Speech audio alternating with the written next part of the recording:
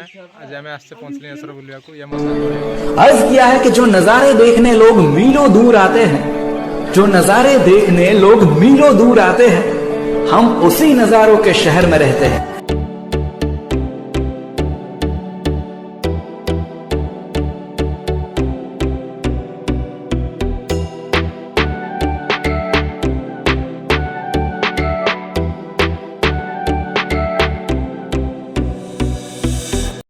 Hello सांग मैंने आस बुली जा पंचलिंगेश्वर सुंदर पहाड़ और सुंदर झरणा भितर को देखी जा पंचलिंगेश्वर ठाकुर को चलतु सांग मैंने।